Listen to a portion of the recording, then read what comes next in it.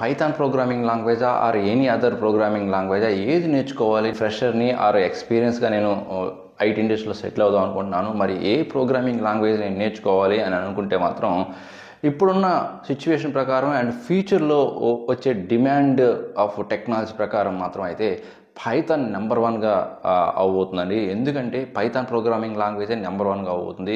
Reason ఏంటంటే ఎక్కువగా మీరు ఈ మధ్యకాలంలో వినే ఉంటారు artificial intelligence, data science, machine learning, deep learning, GenAI అని ఇలాంటి terminologies and technologies job roles వినే ఉంటారు. ఇలాంటి టెక్నాలజీస్ అన్నిటికి కూడా సపోర్ట్ చేసే రిచ్ లైబ్రరీస్ని ప్రొవైడ్ చేస్తుంది ఒక పైథాన్ ప్రోగ్రామింగ్ లాంగ్వేజే. ఒకే ఒక్క ఏరియాలో పైథాన్ ప్రోగ్రామింగ్ లాంగ్వేజ్ కొంత డౌన్ఫాల్ ఉంటుంది, that is nothing but app development ఒక్కటే.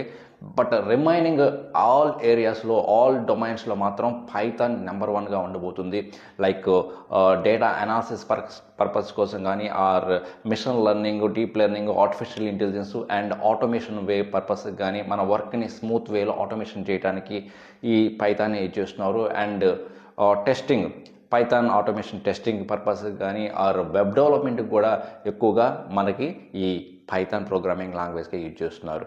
సో నేను వన్ బై వన్ చెప్తాను అసలు ఈ పైథాన్ ప్రోగ్రామింగ్ లాంగ్వేజ్ అంటే ఏంటి, ఎక్కడ ఎక్కువగా యూజ్ చేస్తారు అండ్ ఎందుకు ఇది నెంబర్ వన్ ప్రోగ్రామింగ్ లాంగ్వేజ్గా ఉండబోతుంది అనేది ఈ వీడియోలో కంప్లీట్గా డిస్కస్ చేద్దాం. ఓకే, సో మీకు ఇలాంటి ఇన్ఫర్మేషన్ వీడియోస్ కావాలంటే మన ఛానల్ ఫాలో అవ్వండి అండ్ మర్చిపోకుండా లైక్ చేయండి, మీ సోషల్ నెట్వర్కింగ్ ప్లాట్ఫామ్లో షేర్ చేయండి. ఇలాంటి యూస్ఫుల్ కంటెంట్ వీడియోస్ మరిన్ని అప్లోడ్ చేస్తూ ఉంటాను. ఓకే, పైథాన్ అనే దాన్ని మల్టిపుల్ వేస్లో యూజ్ చేస్తారు. ప్రోగ్రామింగ్ లాంగ్వేజ్ లాగా యూజ్ చేస్తారు, ఆటోమేషన్ పర్పస్కి యూజ్ చేస్తారు, స్క్రిప్టింగ్ లాంగ్వేజ్ కూడా యూజ్ చేస్తారు. ఓకే, ఇది సపోర్ట్స్, సో ఈ language supports both object oriented and structure oriented. So ఇది అన్ని విధాలుగా మనం యూజ్ చేసుకోవడానికి ఈ పైథాన్ ప్రోగ్రామింగ్ లాంగ్వేజ్ని యూజ్ చేస్తుంటారు. ఎక్కువగా అయితే మాత్రం ఆటోమేషన్ పర్పస్కి ఎక్కువగా యూజ్ చేస్తున్నారు ప్రస్తుత కాలం అయితే. అండ్ ఫ్యూచర్లో అయితే మాత్రం ఇది ప్రొవైడ్ చేసే ఈ రిచ్ లైబ్రరీస్, పైథాన్ చాలా లైబ్రరీస్ని అండ్ ఫ్రేమ్వర్క్స్ని ప్రొవైడ్ చేస్తుంది. ఓకే, సో ఈ ఆటోమేషన్ అండ్ ఏఐ టెక్నాలజీకి సంబంధించిన స్పెసిఫిక్ టూల్స్ అండ్ టెక్నాలజీకి. మరి ఇది ఎక్కడ ఎక్కువగా యూజ్ చేస్తారంటే ఫస్ట్ మనం చూసుకుంటే ఆర్టిఫిషియల్ ఇంటెలిజెన్స్. ఓకే, సపోజ్ మీరు మీ మొబైల్ని ఇలా ఓపెన్ చేసి చూసుకున్నారనుకోండి, వెంటనే మీ ఫేస్ అనేది అన్లాక్ అవుతుంటుంది. దానికి రీజన్ ఏంటి?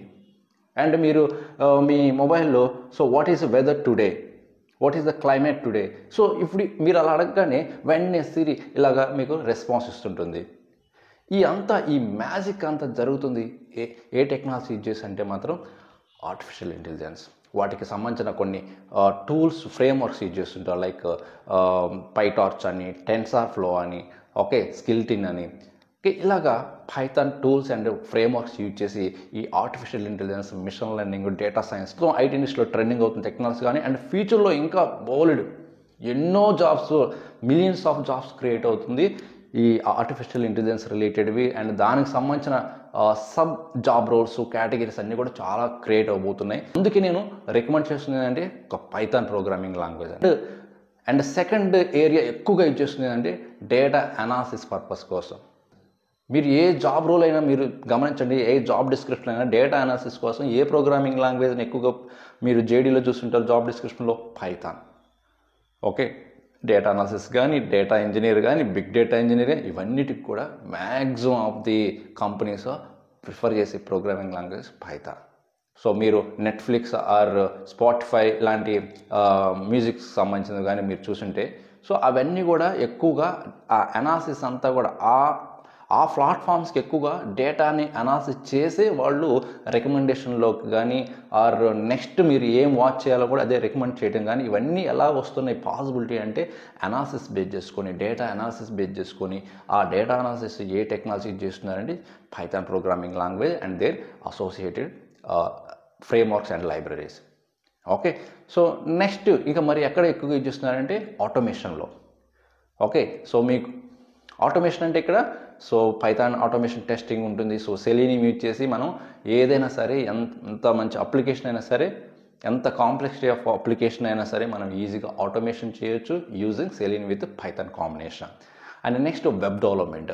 ఈవెన్ యూట్యూబ్ అండ్ ఇన్స్టాగ్రామ్ కూడా మనకి ఈ డెవలప్ చేసింది యూజింగ్ ఈ డిజాంగో, ఫ్లాస్క్ ఫ్రేమ్వర్క్స్ యూజ్ చేసి పైథాన్ ప్రోగ్రామింగ్ లాంగ్వేజ్ డెవలప్ చేసినవి అండి, ఇంప్లిమెంట్ చేసినవి. ఇది కూడా వన్ ఆఫ్ ది పార్ట్ అనమాట యూట్యూబ్ అండ్ ఇన్స్టాగ్రామ్ కూడా.